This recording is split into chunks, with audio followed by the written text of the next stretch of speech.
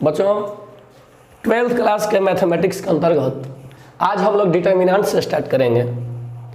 Determinants जिसका हिंदी नाम है सारणिक, इसके बारे में सबसे प्रमुख बात यह है कि determinants be in square form, determinant square form में होते हैं। इसका मतलब कि इनमें नंबर ऑफ रोज और नंबर ऑफ कॉलम्स दोनों बराबर होते हैं। रो माने पंक्तियों की संख्या और कॉलम माने स्तंभों की संख्या एक दूसरे के बराबर होती है। जैसे देखिए ये डिटर्मिनेंट में देखिए, ये हो गया रो 1 यानी पहला रो, ये पहला रो है। ये हो गया रो 2 माने दूसरा रो, और ये हो गया रो 3 माने तीसरा रो। जबकि बच्चों अगर कॉलम्स की संख्या देखें तो ये हो गया फर्स्ट कॉलम, ये हो गया सेकंड कॉलम, और ये हो गया थर्ड कॉलम। तो बच्चों रो की संख्या भी 3, रो की संख्या भी 3 और कॉलम की संख्या भी 3, इसलिए दिया गया यह अरेंजमेंट एक डिटर्मिनेंट है। उसी प्रकार वो दूसरा एग्जाम्पल भी आप देख सकते हैं, ये भी एक डिटर्मिनेंट है, क्योंकि ये पहला रो, ये दूसरा रो, ये पहला कॉलम और ये दूसरा कॉलम, अर्थात इस व्यवस्था में भी 2 रो है और 2 कॉलम है, इसलिए यह अरेंजमेंट भी डिटर्मिनेंट है। अंतर यही है कि ये वाला डिटर्मिनेंट जिसमें 3 रो और 3 कॉलम है, ये थर्ड ऑर्डर का डिटर्मिनेंट है, जबकि ये डिटर्मिनेंट जिसमें कि 2 रो और 2 कॉलम है, ये सेकंड ऑर्डर का डिटर्मिनेंट है। क्लियर बच्चों? अब सबसे बड़ी बात, डिटर्मिनेंट के पहले एक चैप्टर था मैट्रिक्स माने अव्यूह, और हमने वह बताया था कि मैट्रिक्स का वैल्यू नहीं होता है। मैट्रिक्स एक रेक्टेंगुलर एरे है, इसका कोई मान अथवा वैल्यू नहीं होता है, लेकिन डिटर्मिनेंट का वैल्यू होता है। Value of determinant be possible, determinant का वैल्यू होता है। तो डिटर्मिनेंट का वैल्यू ज्ञात करने के लिए सबसे पहले हमें मेन डायगोनल यानी लीडिंग डायगोनल मुख्य विकर्ण जानना होगा। देखो बच्चों, जरा से एक डिटर्मिनेंट आप समझने का प्रयास कीजिए।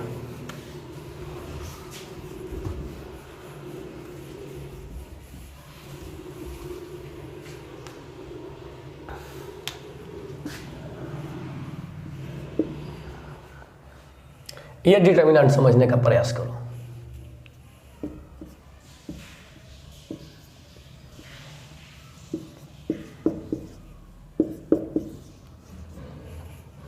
ये एलिमेंट देखो, फर्स्ट रो फर्स्ट कॉलम, ये element first row second column, ये element first row third column, ये second row first column, second row second column, second row third column. ये एलिमेंट, इस एलिमेंट का position third row first column, third row second column, third row third column. Clear? सारे element के position हमने दिखा दिया। अब यहां पर अगर मोटा मोटी तौर पर देखा जाए तो इस डिटर्मिनेंट के आपको 2 डायगोनल दिख रहे हैं, एक ये डायगोनल और एक ये डायगोनल। तो बच्चों दोनों डायगोनल में जो डायगोनल रो और कॉलम का सेम रैंक होल्ड करता हो, जो विकर्ण रो और कॉलम का सेम रैंक होल्ड करता हो, वही डायगोनल लीडिंग डायगोनल या मुख्य विकर्ण कहा जाता है। जैसे ये डायगोनल देखो, एलिमेंट का रो नंबर भी 1, कॉलम नंबर भी 1। ये वाला डायगोनल देखिए, एलिमेंट का रो नंबर भी 1, कॉलम नंबर भी 1। इसका रो नंबर 2 कॉलम नंबर भी 2, इसका रो नंबर 3 कॉलम नंबर भी 3। तो जब रो नंबर और कॉलम नंबर दोनों बिल्कुल एक समान हो तो इस डायगोनल को हम लोग लीडिंग डायगोनल कहेंगे। क्या बोलेंगे इसको? हम लोग इसको लीडिंग डायगोनल कहते हैं।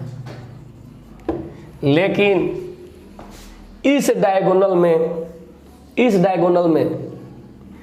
डायगोनल के एलिमेंट्स में रो नंबर और कॉलम नंबर चेंज कर जा रहे हैं, रो नंबर और कॉलम नंबर चेंज कर जा रहे हैं। जैसे यहाँ देखो, रो नंबर 1 लेकिन कॉलम नंबर 3।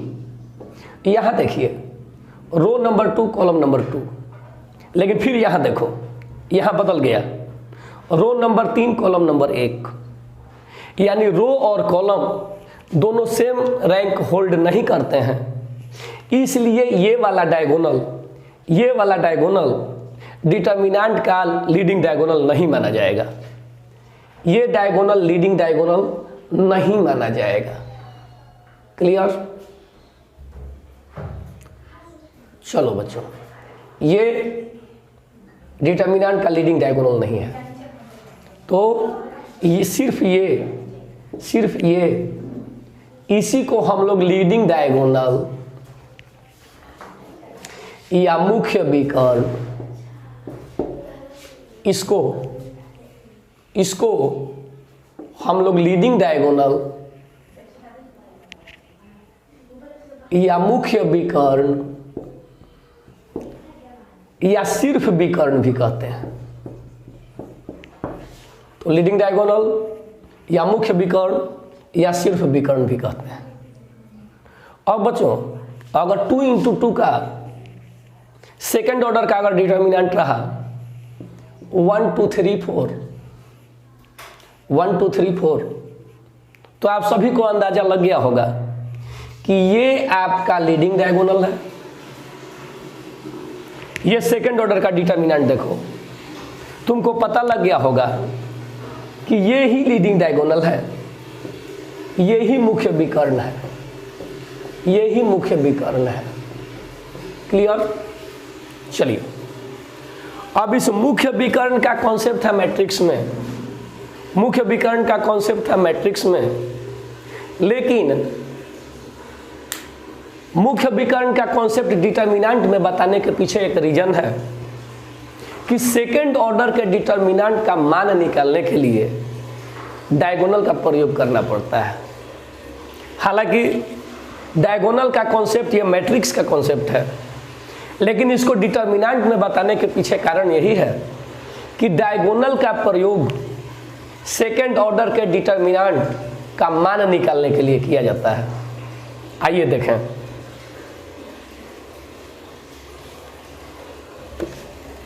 चले, find value of the determinant.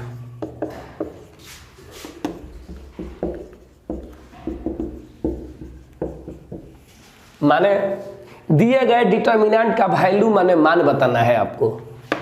एक डिटर्मिनेंट दिया गया है 1 2 3 4, ये सेकंड ऑर्डर का डिटर्मिनेंट है, सेकंड ऑर्डर का डिटर्मिनेंट है। तो बच्चों, सेकंड ऑर्डर के डिटर्मिनेंट का मान ज्ञात करने के लिए इसका लीडिंग डायगोनल ये रहा और अदर डायगोनल ये रहा। तो कुछ नहीं करना है, लीडिंग डायगोनल के एलिमेंट का गुना कर देंगे, सेकेंड ऑर्डर के डिटर्मिनेंट का मान ज्ञात करने के लिए लीडिंग डायगोनल के एलिमेंट का गुना कर देंगे और उसमें से अदर डायगोनल के एलिमेंट का गुणनफल को घटा देंगे। अर्थात देख लीजिए, वैल्यू ऑफ द डिटर्मिनेंट, अर्थात सारणिक दिए गए डिटर्मिनेंट का मान बराबर, तो लीडिंग डायगोनल के एलिमेंट का गुना करो 1 गुना 4 और इसमें से घटा दो अदर डायगोनल के एलिमेंट का गुणनफल, अर्थात अदर डायगोनल के एलिमेंट 3 गुना 2 को घटा दो अब 1 गुना 4 माने 4, 3 गुना 2 माने 6, बीच में माइनस करना है। और जब 4 माइनस 6 करेंगे तो इस डिटर्मिनेंट का वैल्यू बराबर -2 आएगा। 4 माइनस 6 करेंगे तो इस डिटर्मिनेंट का वैल्यू बराबर -2 आएगा। क्लियर बच्चों? ओके, तो ये तो सेकंड ऑर्डर का डिटर्मिनेंट का मान आपने ज्ञात कर लिया, सेकंड ऑर्डर के डिटर्मिनेंट का मान आपने ज्ञात कर लिया। लेकिन मुद्दा है कि थर्ड ऑर्डर के डिटर्मिनेंट का मान ज्ञात करना है, थर्ड ऑर्डर के डिटर्मिनेंट का मान ज्ञात करना है। आइए,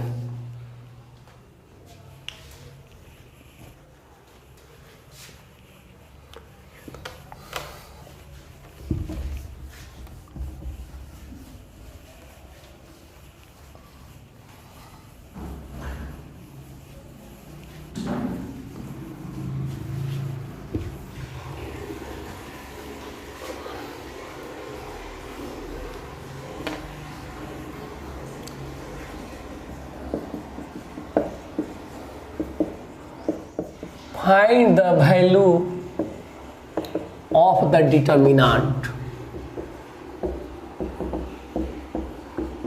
दिए गए डिटर्मिनेंट का मान बताना है, वैल्यू बतानी है। 1 2 3 4 0 5 0 1 3। देखो बच्चों, 3 रो और 3 कॉलम होने के कारण, 3 रो और 3 कॉलम होने के कारण ये एक थर्ड ऑर्डर का डिटर्मिनेंट है और इसका मान ज्ञात करना है।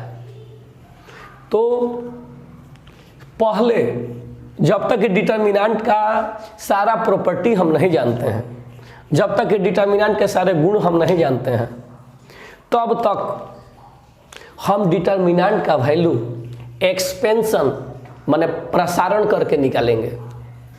जब तक हम डिटर्मिनेंट के विशेष प्रॉपर्टीज, विशेष गुण नहीं पढ़ लेते हैं, तब तक डिटर्मिनेंट का वैल्यू या डिटर्मिनेंट का मान हम एक्सपेंशन से ज्ञात करेंगे, अर्थात प्रसरण से ज्ञात करेंगे।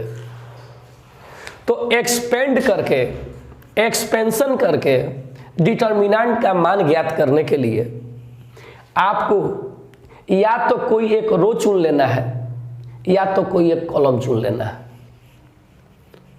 कोई एक रो या कोई एक कॉलम चुन लो।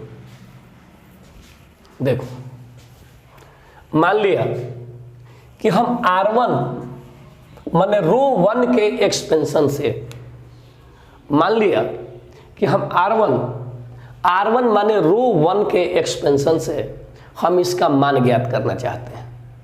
क्लियर? हम रो 1 R1 के एक्सपेंशन से इसका मान ज्ञात करना चाहते हैं। अब R1 का मतलब क्या हुआ? ये हॉरिजॉन्टल लाइन, ये हॉरिजॉन्टल लाइन R1 है और R1 के एलिमेंट्स हो गए, R1 के एलिमेंट्स हो गए, पहला एलिमेंट 1, R1 का दूसरा एलिमेंट 2 और R1 का तीसरा एलिमेंट हो गया 3। तो R1 के थ्रू इस डिटर्मिनेंट का हम एक्सपेंशन से मान ज्ञात करेंगे। लेकिन यहाँ पर एक बात जाननी जरूरी है कि R1 के किस एलिमेंट का चिन्ह, साइन पॉजिटिव होता है और R1 के किस एलिमेंट का चिन्ह निगेटिव होता है। R1 के किस एलिमेंट का चिन्ह पॉजिटिव होता है और R1 के किस एलिमेंट का चिन्ह निगेटिव होता है। इसका बहुत अच्छा एक ट्रिक है कि किस एलिमेंट का चिन्ह पॉजिटिव होगा और किस एलिमेंट का चिन्ह निगेटिव होगा। इसका बहुत अच्छा ट्रिक है। साइन ज्ञात करने के लिए, साइन जानने के लिए -1 का पावर i प्लस j कर लेते हैं। किसी एलिमेंट का चिन्ह जानने के लिए -1 के पावर i प्लस j कर लेते हैं। अर्थात i माने रो पोजीशन और j माने कॉलम पोजीशन। i माने रो का पोजीशन और j माने कॉलम का पोजीशन। और -1 के पावर i प्लस j कर लेंगे तो किसी भी एलिमेंट का चिन्ह ज्ञात हो जाएगा। जैसे इस 1 का चिन्ह ज्ञात करना है तो देखो बाबू, ये जो 1 है ये पहला रो का पहला कॉलम है। ये जो 1 है ये पहला रो का पहला कॉलम है। अब -1 के पावर रो पोजीशन भी 1 और कॉलम पोजीशन भी 1, अर्थात -1 के पावर 1 1 2 और -1 के पावर 2 एक सम संख्या होने के कारण -1 के पावर 2 एक सम संख्या या इवन नंबर होने के कारण इसका वैल्यू हो जाएगा +1। -1 के पावर 2 माने वैल्यू हो जाएगा +1 और इस एलिमेंट का चिन्ह हो जाएगा प्लस, इस एलिमेंट का चिन्ह हो जाएगा प्लस। अब जरा इस एलिमेंट का हम लोग चिन्ह ज्ञात करें, इस एलिमेंट का चिन्ह ज्ञात करें।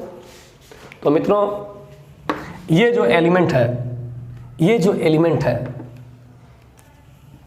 इसका ये पहला रो का ये एलिमेंट पहला रो का सेकंड कॉलम है।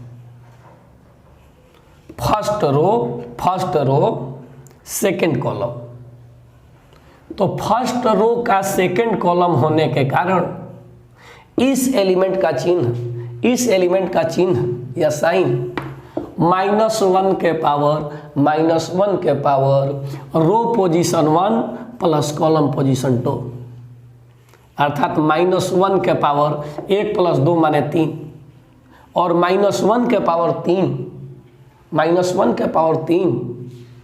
माने -1, बिकॉज पावर 3 एक ऑड नंबर है और -1 के पावर कोई विषम संख्या 3 होगा तो इसका मान होगा -1 और -1 रिजल्ट आने के कारण इस एलिमेंट का चिन्ह निगेटिव हो जाएगा। इस एलिमेंट का चिन्ह कैसे ज्ञात करोगे? तो इस एलिमेंट का रो है 1 और कॉलम है 3 पहला रो के तीसरे कॉलम में ये एलिमेंट है, पहले रो के तीसरे कॉलम में ये एलिमेंट है, इसलिए इसका चिन्ह होगा -1 के पावर रो पोजीशन 1 प्लस कॉलम पोजीशन 3, यानी -1 के पावर 1 + 3 माने 4 और -1 के पावर 4 एक सम संख्या होने के कारण इसका चिन्ह या वैल्यू हो जाएगा +1। और बच्चों इस प्रकार आपने ज्ञात किया कि इस एलिमेंट का चिन्ह होगा या साइन होगा पॉजिटिव, इस एलिमेंट का चिन्ह या साइन होगा पॉजिटिव। Okay, clear? अब हम लोग एक फ्रेश डायग्राम बना लेते हैं थर्ड ऑर्डर के डिटरमिनेंट का एक फ्रेश डायग्राम बना लेते हैं जिसमें उसके सारे एलिमेंट्स का साइन या चिन्ह दर्शाया गया हो। देखो बच्चों,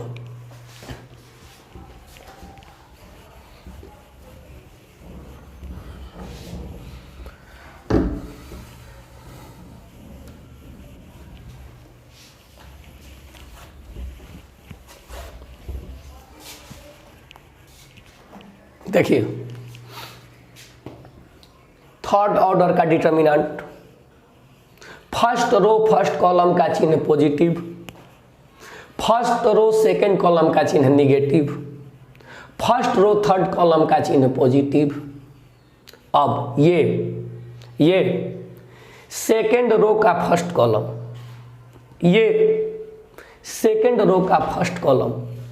तो 2 + 1 माने 3, 2 + 1 माने 3 और -1 के पावर 3 माने इसका चिन्ह हो जाएगा निगेटिव। क्लियर? सेकंड रो का सेकंड कॉलम माने 2 2 4 और -1 के पावर 4 का चिन्ह पॉजिटिव। उसी प्रकार सेकंड रो का थर्ड कॉलम का चिन्ह निगेटिव। क्लियर? अब आइए, अब थर्ड रो का फर्स्ट कॉलम, तो 3 + 1 माने 4 और -1 के पावर 4 का चिन्ह पॉजिटिव। ये थर्ड रो का सेकंड कॉलम, थर्ड रो का सेकंड कॉलम, तो 3 + 2 माने 5 और -1 के पावर 5, -1 के पावर 5 का चिन्ह निगेटिव। ये थर्ड रो का थर्ड कॉलम, तो 3 थर्ड रो का थर्ड कॉलम, तो 3 + 3 माने 6 और -1 के पावर 6, -1 के पावर 6 का चिन्ह पॉजिटिव। तो बच्चों थर्ड ऑर्डर के डिटर्मिनेंट के एलिमेंट्स के चिन्ह हमेशा याद रखिएगा। थर्ड ऑर्डर के डिटर्मिनेंट के एलिमेंट्स का ये चिन्ह आप सदा याद रखेंगे, क्योंकि एक्सपेंड करके डिटर्मिनेंट का मान निकालने में इन चिन्हों की बहुत बड़ी भूमिका है।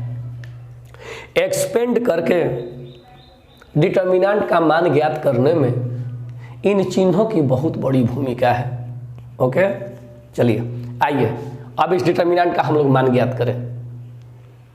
थर्ड ऑर्डर के इस डिटर्मिनेंट का हम मान ज्ञात करें।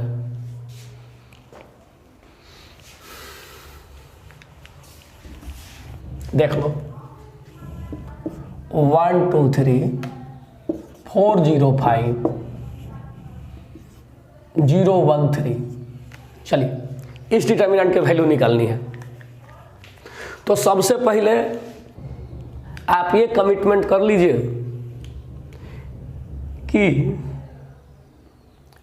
या तो एक रो के सारे एलिमेंट्स को लेकर आप एक्सपेंड करेंगे या किसी एक कॉलम के सारे एलिमेंट्स के थ्रू एक्सपेंड करेंगे, या तो किसी एक रो के सारे एलिमेंट्स के थ्रू एक्सपेंड करेंगे या किसी एक कॉलम के सारे एलिमेंट्स के थ्रू एक्सपेंड करेंगे। अब बताओ, मन में सोच लो कि कौन से रो को लेकर चलूं या किस कॉलम को लेकर चलूं। तो मान लिया कि फर्स्ट रो, मान लिया कि ये फर्स्ट रो के एलिमेंट्स के थ्रू मुझे एक्सपेंड करना है। ओके, चलो बताओ, फर्स्ट रो का पहला एलिमेंट है 1, फर्स्ट रो का पहला एलिमेंट है 1 और इसका चिन्ह है पॉजिटिव, और इसका चिन्ह होता है पॉजिटिव। क्लियर? अब इसके साथ ब्रैकेट में क्या लिखेंगे, इसके साथ ब्रैकेट में क्या लिखेंगे? तो बाबू ये 1 जिस रो से कनेक्टेड है और ये 1 जिस कॉलम से कनेक्टेड है, उस रो और उस कॉलम को इग्नोर कर दो।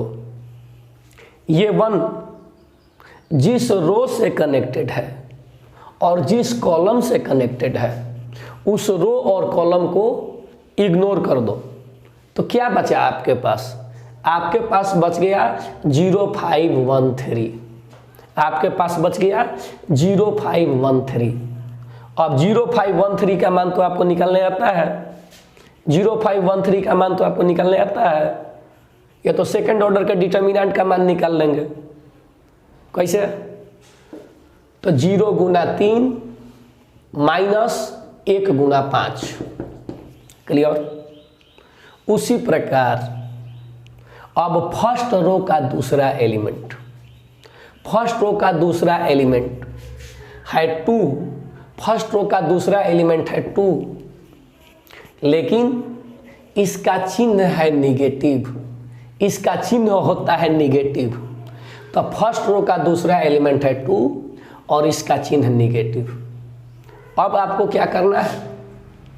तो ये 2 जिस रो से कनेक्टेड है और जिस कॉलम से कनेक्टेड है, यह 2 जिस रो से कनेक्टेड है और जिस कॉलम से कनेक्टेड है, उस रो और उस कॉलम को कैंसिल कर दीजिए।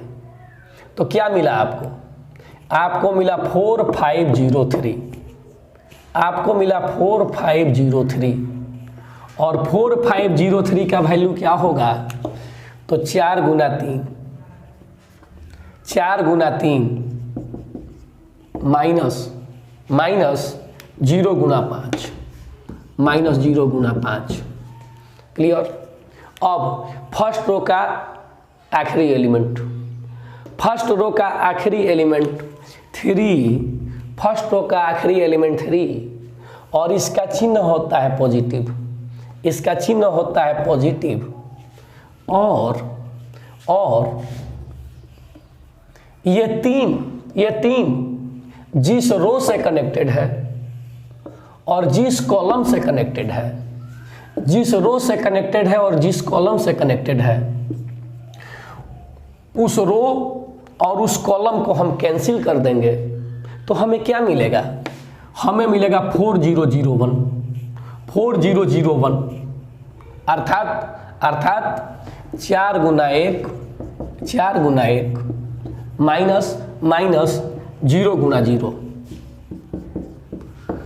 बोलो बच्चों, क्या आप इसका मान नहीं ज्ञात कर सकते? आप लोगों ने ही बताया, बोला था कि सर फर्स्ट रो के थ्रू एक्सपेंशन कीजिए, तो हमने फर्स्ट रो के सारे एलिमेंट्स के थ्रू एक्सपेंशन कर दिया। हमने फर्स्ट रो के सारे एलिमेंट्स के थ्रू एक्सपेंशन कर दिया, अर्थात अब इस डिटर्मिनेंट का मान ज्ञात हो जाएगा। अब इस डिटर्मिनेंट का मान ज्ञात हो जाएगा। चलिए मान ज्ञात कीजिए, यहाँ इसका वैल्यू निकाल देते हैं। 0 - 5 माने -5, 0 - 5 माने -5, और -5 का गुना +1 में होगा, -5 का गुना +1 में होगा तो आएगा -5। ये चलो 12 घटाओ 0 माने 12, 12 घटाओ 0 माने 12, और 12 में -2 का गुना करेंगे, 12 में -2 का गुणा करेंगे तो आएगा -24। और बच्चों 4 घटाओ 0 माने 0, 4 घटाओ 0 माने 0, सॉरी 4 घटाओ 0 माने 4, 4 घटाओ 0 माने 4, और 4 का गुना जब +3 में करेंगे, 4 का गुना जब +3 में करेंगे तो आएगा +12। तो बोलिए क्या इस डिटर्मिनेंट का मान नहीं ज्ञात हो गया? -5 -24 माने -29, -29 + 12, -29 + 12 माने इस डिटर्मिनेंट का मान आएगा -17 आंसर। इस डिटर्मिनेंट का मान बराबर -17 आंसर। क्लियर? देखो बच्चों, एक चीज़ है कि आपने फर्स्ट रो के थ्रू बनाया तो अब भी डिटर्मिनेंट का मान -17 ही आएगा। यदि आप सेकेंड रो के एलिमेंट्स को एक्सपेंड करें, अगर आप सेकेंड रो के थ्रू एक्सपेंड करें तो अब भी डिटर्मिनेंट का मान -17 आएगा। यदि रो के थ्रू ना करके पंक्तियों के आधार पर न करके यदि आप स्तंभों के आधार पर करें, यदि आप फर्स्ट कॉलम से एक्सपेंड करें तब भी डिटर्मिनेंट का मान -17 आएगा। अगर आप थर्ड कॉलम के थ्रू बनाएं तो थर्ड कॉलम के थ्रू बनाने पर भी डिटर्मिनेंट का मान -17 आएगा, क्योंकि किसी डिटर्मिनेंट का मान उसके किसी एक रो या किसी एक कॉलम को एक्सपेंड करके बनाया जा सकता है। क्लियर? अब एक नया डिटर्मिनेंट का मान हम ज्ञात करवाएंगे, और इस बार हम रो नहीं, इस बार हम कॉलम के थ्रू एक्सपेंड करा के बनाएंगे। देखिए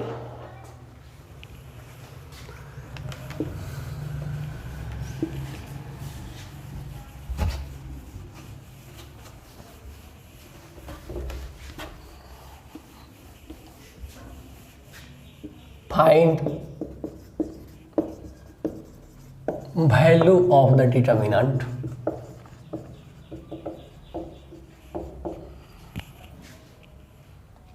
find value of the determinant.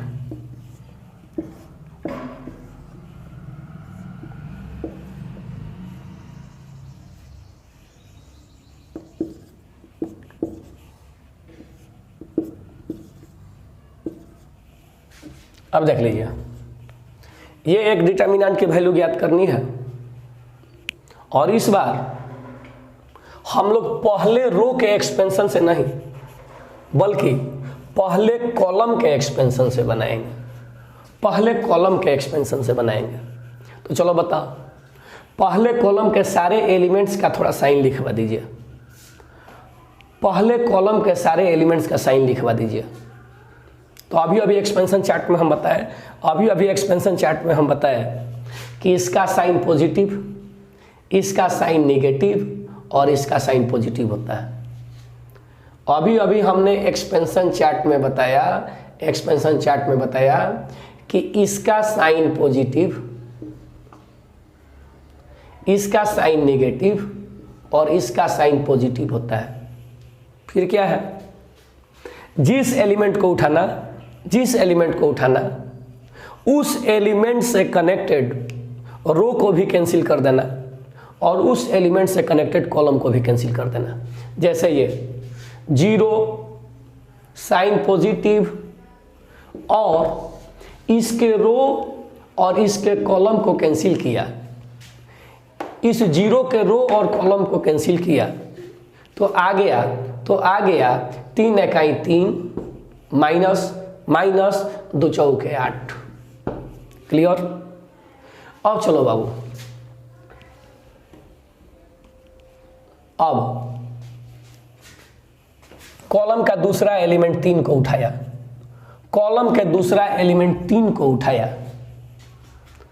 इस 3 का साइन है नेगेटिव, और जब 3 से कनेक्टेड रो को और 3 से कनेक्टेड कॉलम को कैंसिल किया, जब 3 से कनेक्टेड रो और 3 से कनेक्टेड कॉलम को कैंसिल किया तो हमें मिला 1 2 2 3 और 1 2 2 3 का मान 1 2 2 3 का मान होगा 1 तिहाई 3 माइनस 2 दूनी का 4। चलिए अब कॉलम के आखिरी एलिमेंट +1 को लेकर चलते हैं और इस बार रो और कॉलम को मन में कैंसिल करना। तो आखिरी एलिमेंट 1 को लेकर चलते हैं। तो 1 का चिन्ह पॉजिटिव और 1 का रो और 1 के कॉलम को कैंसिल किया, 1 के रो और 1 के कॉलम को कैंसिल किया तो हमें मिलता है 1 2 1 4, हमें मिलता है 1 2 1 4, जिसका मान होगा 1 गुणा 4 माने 4 माइनस 1 गुणा 2 माने 2। चलो बच्चों अब इसका हल कीजिए। 0 में कुछ भी गुना करेंगे तो 0, यह -1 गुना -3, -1 गुना -3 माने +3, ये 2 गुना 1 माने 2 और आगे है पॉजिटिव 2।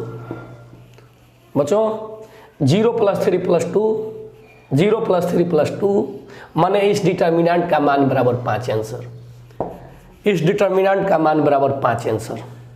क्लियर? चलिए अब आगे कुछ विशेष बातें बताते हैं।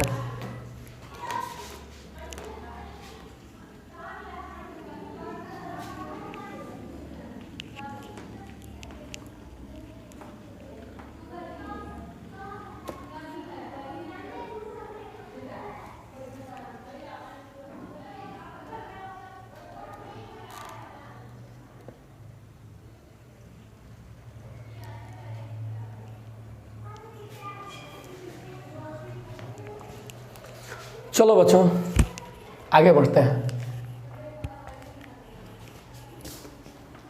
कुछ प्रश्न, और इन प्रश्नों के आधार पर आप एनसीईआरटी का पहला एक्सरसाइज डिटर्मिनेंट का बनाइएगा।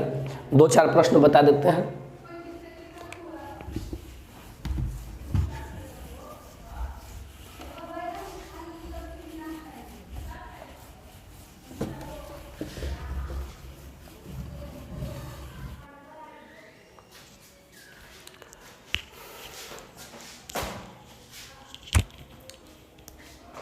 बच्चों अब हम लोग एनसीईआरटी के कुछ क्वेश्चन बनाएंगे। एक्सरसाइज 4.1 डिटर्मिनेंट, इसका 4th क्वेश्चन है कि यदि ये एक मैट्रिक्स ए का मान दिया है, ये एक मैट्रिक्स ए दिया है 1 0 1 0 1 2 0 0 4, तो दर्शाएं कि ये, तो अगर कोई मैट्रिक्स ए है तो ऐसे लिखना, माने उस मैट्रिक्स का डिटर्मिनेंट ज्ञात करना। ध्यान दीजिएगा, अगर कोई मैट्रिक्स ए है तो इस तरीका से लिखना, माने उस मैट्रिक्स का डिटर्मिनेंट ज्ञात करना। तो दर्शाएं कि, अर्थात तो शो करें कि, सो दैट 3A मैट्रिक्स का डिटर्मिनेंट, 3A मैट्रिक्स का determinant is equal to matrix A के डिटर्मिनेंट का 27 गुना। 3A मैट्रिक्स का determinant is equal to matrix A के डिटर्मिनेंट का 27 गुना। बहुत इजी है। देखो बच्चों,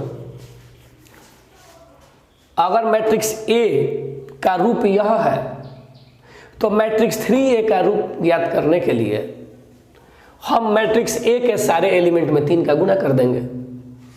अगर मैट्रिक्स ए का रूप यह है तो मैट्रिक्स 3A का रूप ज्ञात करने के लिए हम ए के सारे एलिमेंट में 3 का गुना कर देंगे, क्योंकि यदि किसी मैट्रिक्स में किसी स्केलर का गुणा किया जाए तो उस मैट्रिक्स के सारे एलिमेंट में उस स्केलर का गुणा हो जाता है। तो चलिए, एक तरफ हम LHS में पहले मैट्रिक्स 3A लिखेंगे और तब उसका डिटर्मिनेंट ज्ञात करेंगे, और दूसरी तरफ RHS में हम मैट्रिक्स ए का डिटर्मिनेंट ज्ञात करके उसका 27 गुना करेंगे, और हम ये दर्शाएंगे कि LHS का मान RHS के मान के बराबर है। आइए बच्चों, पहले मैट्रिक्स 3A लिखिए, पहले मैट्रिक्स 3A लिखिए। तो मैट्रिक्स 3A का रूप होगा, मैट्रिक्स 3A का रूप होगा सारे एलिमेंट में 3 का गुना, अर्थात 1 तिहाई 3, 0 गुना 3 माने 0, 1 गुना 3 माने 3, 0 गुना 3 माने 0, 1 गुना 3 माने 3, 2 गुना 3 माने 6, 0 गुना 3 माने 0, 0 गुना 3 माने 0, 4 गुना 3 माने 12। क्लियर? अब मैट्रिक्स 3A का डिटर्मिनेंट, मैट्रिक्स 3A का डिटर्मिनेंट, तो बच्चों आप सभी जानते हैं कि डिटर्मिनेंट का मान ज्ञात करने के लिए या तो किसी एक रो को लेकर चलिए या किसी एक कॉलम को लेकर चलिए, तो बेहतर होगा। डिटर्मिनेंट का मान ज्ञात करने के लिए या तो हम किसी एक रो को लेकर चलते हैं या किसी एक कॉलम को लेकर चलते हैं, तो ज़्यादा बेहतर होगा कि हम फर्स्ट रो को लेकर न चलें बल्कि फर्स्ट कॉलम को लेकर चलें, क्योंकि जिस रो या जिस कॉलम में 0 ज़्यादा हो उस रो या उस कॉलम से बनाने पर डिटर्मिनेंट का मान इजीली बनता है। फिर से सुन लीजिए, जिस रो या जिस कॉलम में 0 ज़्यादा हो उस रो या उस कॉलम से लेकर बनाने पर डिटर्मिनेंट का मान इजीली बनता है। इसलिए फर्स्ट रो से नहीं, फर्स्ट कॉलम से बनाएंगे, क्योंकि फर्स्ट कॉलम में ज़्यादा 0 है। तो आइए,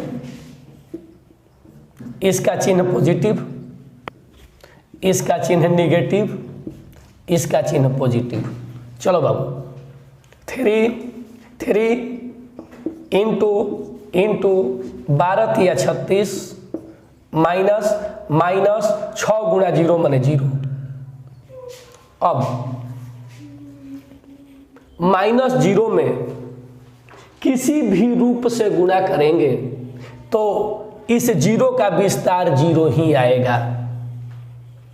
-0 में किसी भी बचे हुए रूप से गुणा करेंगे, -0 में किसी भी बचे हुए रूप से गुणा करेंगे तो 0 का गुणनफल 0 ही आएगा।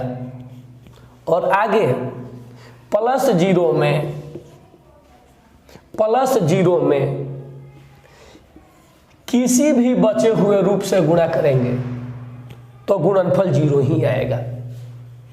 +0 में किसी भी बचे हुए रूप से गुणा करेंगे तो रिजल्ट +0 ही आएगा। और LHS का मान या 3a के डिटर्मिनेंट का मान 36 गुणा 3 माने 108, 36 गुणा 3 माने 108, 108 माइनस 0 प्लस 0 माने 3a के डिटर्मिनेंट का मान 108 घटाओ 0 प्लस 0 माने 108। क्लियर। अब चलिए RHS में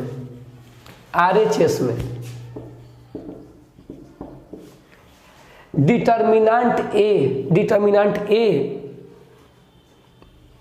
का 27 गुना का मान ज्ञात करना है। तो बच्चों A का डिटर्मिनेंट ज्ञात करने के लिए भी हम फर्स्ट रो से नहीं बल्कि फर्स्ट कॉलम से चलेंगे। A का डिटर्मिनेंट ज्ञात करने के लिए भी हम फर्स्ट रो से नहीं बल्कि फर्स्ट कॉलम से चलेंगे। चलिए चिन्ह बैठा दीजिए, प्लस माइनस प्लस। चलो A का डिटर्मिनेंट तो 1 इंटू 4 एकम 4 माइनस 0 गुना 2 माने 0। उसके बाद -0 में किसी भी चीज़ से गुना करेंगे, -0 में किसी भी चीज़ से गुना करेंगे तो रिजल्ट 0 ही आएगा, अर्थात -0। फिर +0 में किसी भी बचे हुए चीज़ से गुना करेंगे, +0 में किसी भी बचे हुए चीज़ से गुना करेंगे तो रिजल्ट 0 ही आएगा। और सबसे आगे ये कॉमन है 27 और सबसे आगे ये कॉमन है 27। तो चलो बच्चों 27 इंटू 4 गुना 1 माने 4, 4 गुना 1 माने 4, -0 प्लस 0 और ये हो गया 4 और 4 गुना 27, ये हो गया 4 और 4 गुना 27 माने RHS का मान बराबर भी 108। तो गौर से देखो LHS का मान भी 108 और RHS का मान भी 108। इसलिए हमने प्रूफ कर दिया कि 3a का डिटर्मिनेंट इज इक्वल टू 27 गुना a का डिटर्मिनेंट प्रूव्ड। ऐसे लिख दो, because LHS is equal to RHS, so 3a का डिटर्मिनेंट इज इक्वल टू 27 गुना a का डिटर्मिनेंट प्रूव्ड। चलिए अब आगे चलते हैं NCERT के किताब से।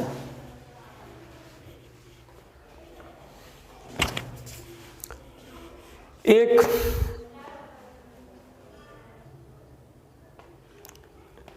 क्वेश्चन नंबर 7 का 2 हम बता देते हैं। x का मान ज्ञात करना है और इसके बाद एक्सरसाइज 4.1 आप पूरा अपने से बना सकते हैं। ये क्वेश्चन बताने के बाद अब हम सीधा डिटर्मिनेंट का प्रॉपर्टी पढ़ाने के लिए आगे बढ़ेंगे। चलिए देख लीजिए।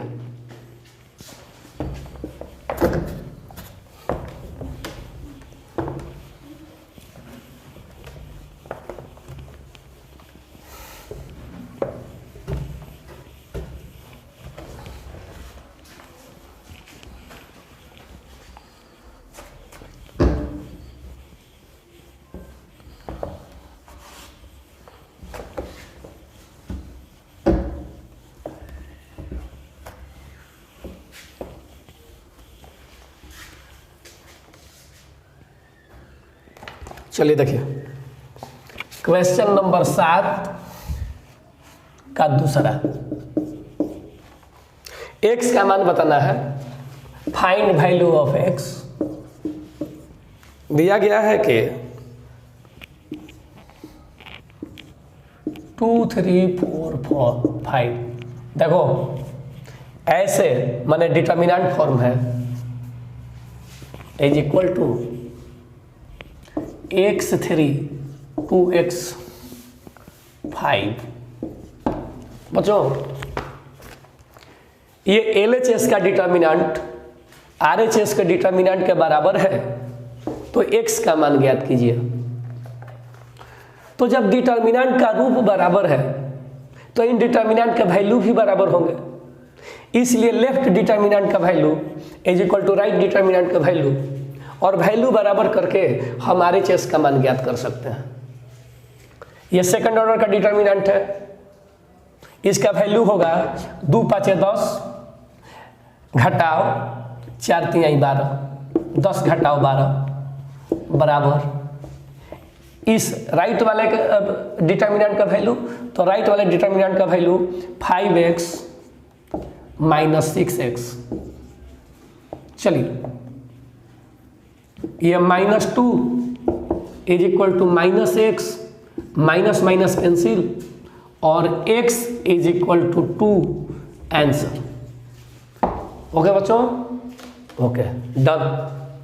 अब हम लोग अगले चैप्टर में चलते हैं, डिटर्मिनेंट में अब हम लोग अगले चैप्टर में चलते हैं और अब हम लोग पढ़ेंगे प्रॉपर्टीज ऑफ डिटर्मिनेंट, सारणिकों के गुण। प्रॉपर्टीज ऑफ डिटर्मिनेंट्स, सारणिकों के गुण अब हम लोग पढ़ेंगे।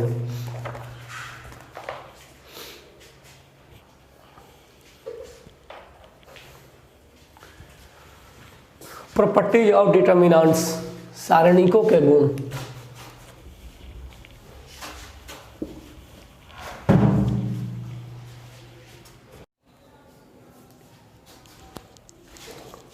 आइए बच्चों,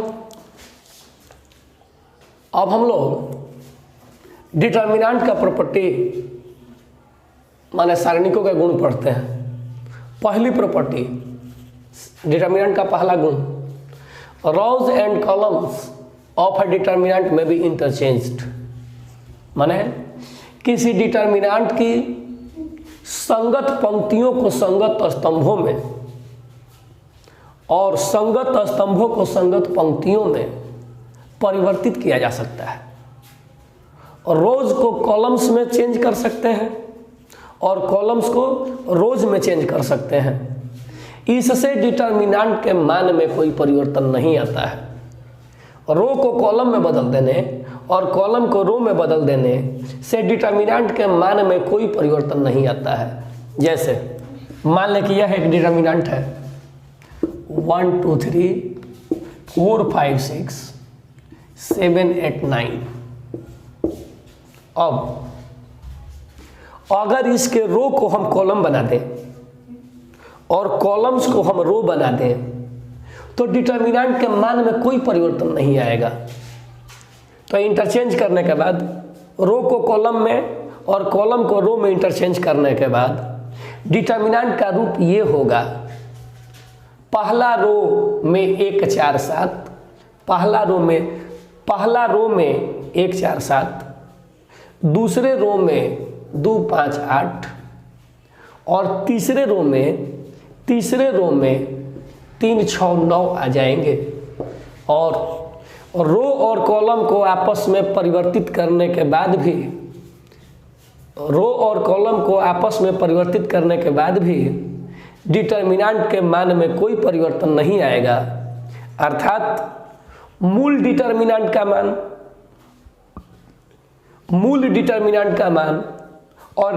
और नए डिटर्मिनेंट का मान, दोनों का मान आपस में बराबर है। क्लियर? तो यह है डिटर्मिनेंट का पहला गुण।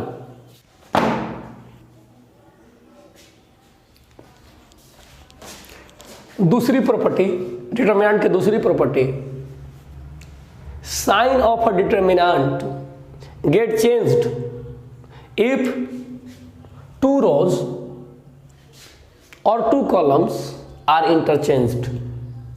कहने का मतलब कि अगर 2 रो या 2 कॉलम यदि दो पंक्तियों अथवा दो स्तंभों को अगर हम आपस में बदल दें, अगर दो रो या दो कॉलम को हम आपस में बदल दें तो डिटर्मिनेंट का मान, डिटर्मिनेंट का चिन्ह परिवर्तित हो जाता है। प्लस बदल जाता है माइनस में और माइनस बदल जाता है प्लस में। देखो, अगर एक रो को दूसरे रो से बदल दें, अगर एक रो को दूसरे रो से बदल दें तो डिटर्मिनेंट का साइन बदल जाएगा, या अगर एक कॉलम को दूसरे कॉलम से बदल दें तो भी डिटर्मिनेंट का साइन बदल जाएगा। देखिए एग्जांपल देखिए, जैसे मान लें कि एक डिटर्मिनेंट है 1 2 3 4 5 6 7 8 9। क्लियर? अब अगर हम इसके फर्स्ट और सेकंड रो को आपस में इंटरचेंज कर दें, यदि हम इसके फर्स्ट और सेकंड रो को आपस में इंटरचेंज कर दें तो नया डिटर्मिनेंट बन जाएगा। फर्स्ट रो और सेकंड रो को आपस में इंटरचेंज कर दें तो नया डिटर्मिनेंट बन जाएगा 4 5 6 1 2 3 और नीचे रह जाएगा 7 8 9। तो दूसरा रूल कहता है कि एक रो को दूसरे रो से बदल देने पर या एक कॉलम को दूसरे कॉलम से बदल देने पर डिटर्मिनेंट के चिन्ह भी बदल जाते हैं। अर्थात डिटर्मिनेंट के मान बराबर नहीं होते हैं, बल्कि डिटर्मिनेंट के मान नेगेटिव हो जाते हैं, डिटर्मिनेंट के चिन्ह बदल जाते हैं। कहने का मतलब कि अगर इस डिटर्मिनेंट को हम ए कहें और इस डिटर्मिनेंट को हम बी कहें, अगर इस डिटर्मिनेंट को हम ए कहें और इस डिटर्मिनेंट को हम बी कहें तो ए बराबर बी नहीं होगा, बल्कि ए बराबर माइनस बी होगा, या बी बराबर ए नहीं होगा बल्कि बी बराबर माइनस ए होगा। कहने का मतलब कि फर्स्ट डिटर्मिनेंट बराबर सेकंड डिटर्मिनेंट नहीं, बल्कि फर्स्ट डिटर्मिनेंट बराबर माइनस सेकंड डिटर्मिनेंट। ठीक है? ठीक यही काम होगा जब एक कॉलम को दूसरे कॉलम से बदल दें। सेम यही रूल अप्लाई होगा जब एक कॉलम को दूसरे कॉलम से बदल दें। तो अब आइए हम लोग तीसरा रूल देखते हैं डिटर्मिनेंट का।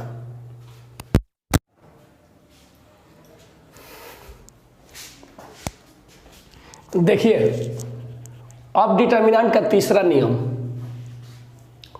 यदि किसी डिटर्मिनेंट के दो रो या दो कॉलम आपस में बराबर हो तो इस डिटर्मिनेंट का मान 0 होता है। यदि दो रो बराबर हो तो भी डिटर्मिनेंट का मान 0 होगा, और यदि दो कॉलम बराबर हो तो भी डिटर्मिनेंट का मान 0 होगा। देखिए कैसे,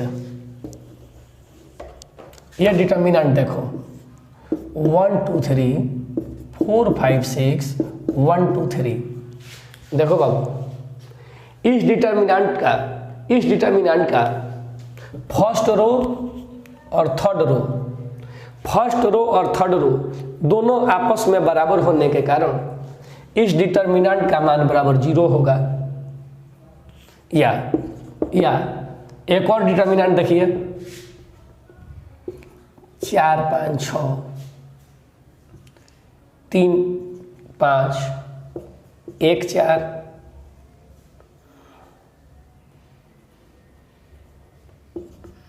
1 4।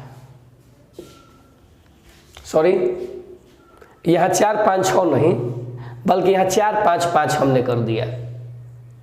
तो यहाँ देखो बाबू, इस नए डिटर्मिनेंट में देखिए, सेकेंड कॉलम में भी 5 1 4, सेकेंड कॉलम में भी 5 1 4 और थर्ड कॉलम में भी 5 1 4। तो सेकेंड कॉलम और थर्ड कॉलम आपस में बराबर होने के कारण इस डिटर्मिनेंट का मान बराबर 0। क्लियर? तो यदि दो रो या दो कॉलम आपस में बराबर हो तो ऐसे डिटर्मिनेंट का मान हमेशा 0 होता है। अब अगला,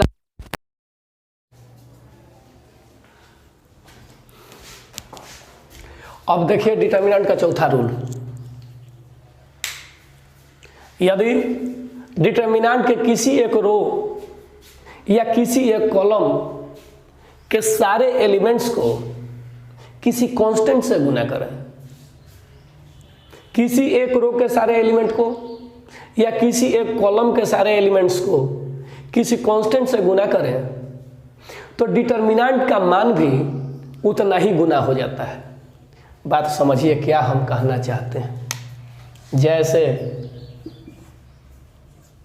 मान लो कि ये जो डिटर्मिनेंट है ABC DEF GHI, अब मान लो कि इस डिटर्मिनेंट का मान आता है 50।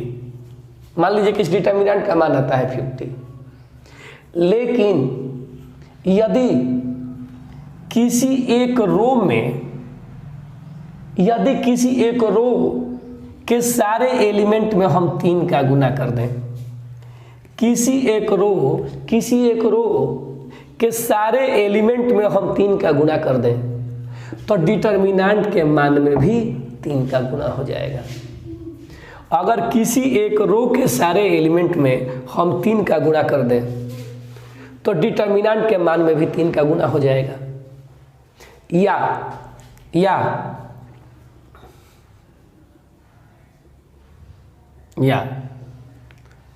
अगर किसी कॉलम के सारे एलिमेंट में हम 2 का गुणा कर दें, किसी कॉलम के सारे एलिमेंट में हम 2 का गुणा कर दें, तो डिटर्मिनेंट के मान में भी 2 का गुणा हो जाएगा। तो डिटर्मिनेंट के मान में भी 2 का गुणा हो जाएगा। क्लियर? चलिए इसको हम ज़्यादा बढ़िया से लिखा देते हैं। आप कह सकते हैं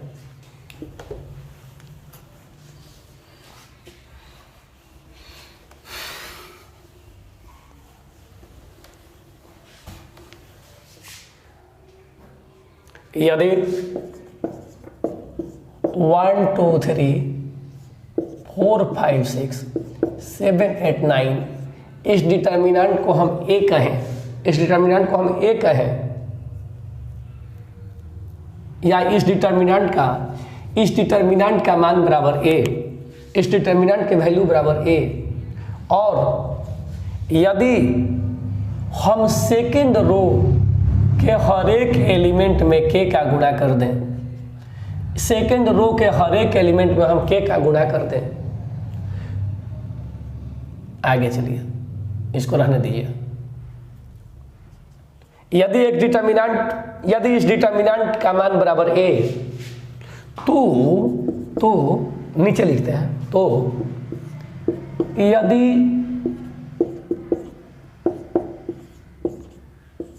सेकेंड रो के सारे एलिमेंट में हम के का गुणा कर दें, तो डिटर्मिनेंट ए के मान में भी के का गुणा हो जाएगा। अगर सेकेंड रो के सारे एलिमेंट में हम के का गुणा करें, तो डिटर्मिनेंट ए के मान में भी के का गुणा हो जाएगा। क्लियर? ये डिटर्मिनेंट का चौथा गुण है।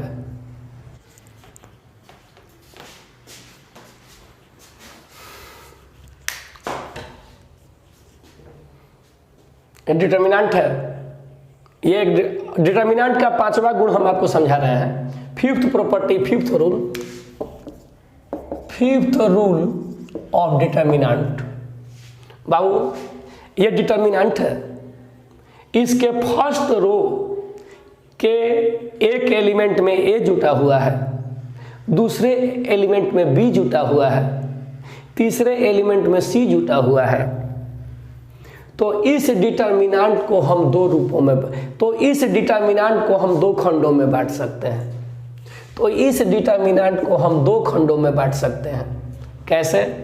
तो 1 2 3 4 5 6 7 8 9 प्लस डिटर्मिनेंट वहाँ बच गया ए, वहाँ बच गया बी, वहाँ बच गया सी, नीचे 258 और उसके नीचे 369। क्लियर? ये डिटर्मिनेंट का 5वां नियम है। और ये सिर्फ रो के लिए ही नहीं है, कॉलम के साथ भी आप ये रूल लगा सकते हैं। आप कॉलम के लिए भी ये रूल लगा सकते हैं। जैसे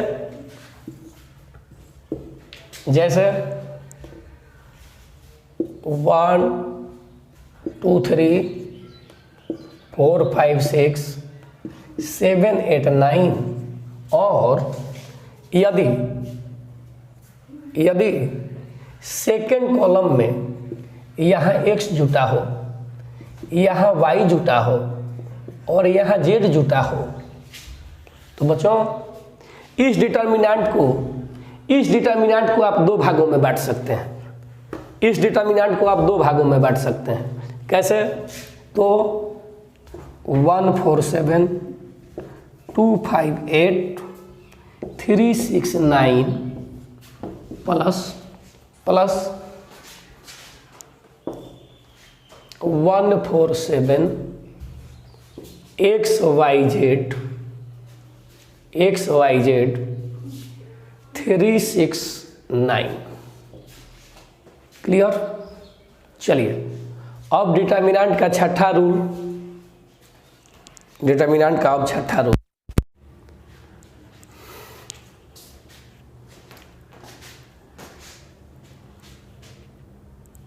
देखिए बच्चों, यह है डिटर्मिनेंट का छठा गुण, 6th प्रॉपर्टी। कह रहा है डिटर्मिनेंट के किसी रो या कॉलम, डिटर्मिनेंट के किसी रो या किसी कॉलम के संगत अवयवों माने कॉरेस्पॉन्डिंग एलिमेंट्स में, घबराने की आवश्यकता नहीं है, सारा बात समझा देंगे। किसी रो या किसी कॉलम के संगत अवयवों माने कॉरेस्पॉन्डिंग एलिमेंट में दूसरे रो या दूसरे कॉलम के अवयवों के समान मल्टीपल्स जोड़ने या घटाने पर डिटर्मिनेंट के मान में कोई परिवर्तन नहीं होता है। बात समझिए। देखो, अगर रो में रो जोड़ना है तब फर्स्ट एलिमेंट से फर्स्ट को, सेकंड एलिमेंट से सेकंड को, थर्ड एलिमेंट से थर्ड को ऐसे जोड़ना होगा। देखो, मान ले कि यह एक डिटर्मिनेंट है 1 2 3 4 5 6 7 8 9। अब यदि हम R1 में R2 को जोड़ दें, और कोरेस्पोंडिंग एलिमेंट जोड़ना, संगत अवयव जोड़ना, कोरेस्पोंडिंग एलिमेंट जोड़ेंगे, माने फर्स्ट में फर्स्ट, सेकंड में सेकंड और थर्ड में थर्ड। तो अगर हम रो 1 में रो 2 को जोड़ दें तो भी डिटर्मिनेंट के मान में कोई प्रभाव नहीं पड़ेगा, और अगर रो 1 में से रो 2 को घटा दें तो भी डिटर्मिनेंट के मान में कोई प्रभाव नहीं पड़ेगा। जैसे 1 में 4 जोड़ा 5, 2 में 5 जोड़ा 7, 3 में 6 जोड़ा 9, 3 में 6 जोड़ा 9, ये 4 5 6 7 8 9। अर्थात रो 1 में हमने रो 2 को जोड़ दिया तो भी डिटर्मिनेंट के मान में कोई प्रभाव नहीं पड़ेगा। इतना ही नहीं, यदि कॉलम 1 में हम कॉलम 2 को घटा भी दें तो यहाँ हमने कौन सा ऑपरेशन किया? तो हमने ऑपरेशन किया कि रो 1 को हमने बना दिया रो 1 प्लस रो 2। यहाँ हमने ऑपरेशन किया कि हमने रो 1 को बना दिया रो 1 प्लस रो 2, और यहाँ डिटर्मिनेंट के मान में कोई परिवर्तन नहीं आएगा। लेफ्ट डिटर्मिनेंट और राइट डिटर्मिनेंट दोनों के मान देखिए बराबर हैं। लेफ्ट डिटर्मिनेंट और राइट डिटर्मिनेंट दोनों के मान बराबर हैं। इतना ही नहीं, आप रो में रो को डायरेक्ट जोड़ भी सकते हैं या उसके किसी मल्टीपल को भी जोड़ सकते हैं। आप रो में रो को डायरेक्ट भी जोड़ सकते हैं या उसको किसी चीज से गुना करके भी जोड़ सकते हैं।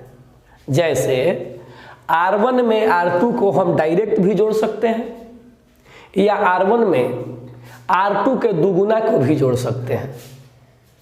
उसी प्रकार हम R1 में से R2 को डायरेक्ट भी घटा सकते हैं या हम R1 में से R2 के 3 गुणे को भी घटा सकते हैं। डायरेक्ट जोड़ो घटाओ तो भी डिटर्मिनेंट का मान सेम रहेगा या उसके किसी मल्टीपल से गुना करके जोड़ो या घटाओ, किसी मल्टीपल से गुना करके जोड़ो या घटाओ। 2R2 जोड़ो या 2R2 घटाओ तो भी डिटर्मिनेंट के मान में कोई परिवर्तन नहीं होगा। इसी प्रकार C1 में यानी कॉलम 1 में कॉलम 2 को डायरेक्ट जोड़ो या डायरेक्ट घटाओ तो भी डिटर्मिनेंट के मान में कोई परिवर्तन नहीं आएगा। और यदि कॉलम 1 में कॉलम 2 के 3 गुना को जोड़ो या 3 गुना को घटाओ तो भी डिटर्मिनेंट के मान में कोई परिवर्तन नहीं आएगा। तो डिटर्मिनेंट के किसी रो में दूसरे रो को डायरेक्ट भी जोड़ सकते हैं या दूसरे रो के मल्टीपल को भी जोड़ सकते हैं। डिटर्मिनेंट के किसी रो में दूसरे रो को डायरेक्ट भी घटा सकते हैं या उसके मल्टीपल को भी घटा सकते हैं। डिटर्मिनेंट के किसी कॉलम में दूसरे कॉलम को डायरेक्ट भी जोड़ सकते हैं या दूसरे कॉलम के मल्टीपल को भी जोड़ सकते हैं। डिटर्मिनेंट के किसी कॉलम में दूसरे कॉलम को डायरेक्ट भी घटा सकते हैं या उसके किसी मल्टीपल को भी घटा सकते हैं। ये सारी बातें करने पर भी डिटर्मिनेंट के मान में कोई परिवर्तन नहीं होता है। एग्जाम्पल इस बात को बहुत बढ़िया से समझ लीजिए।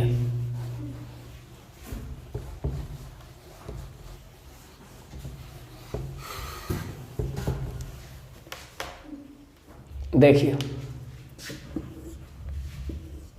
एक डिटर्मिनेंट है 103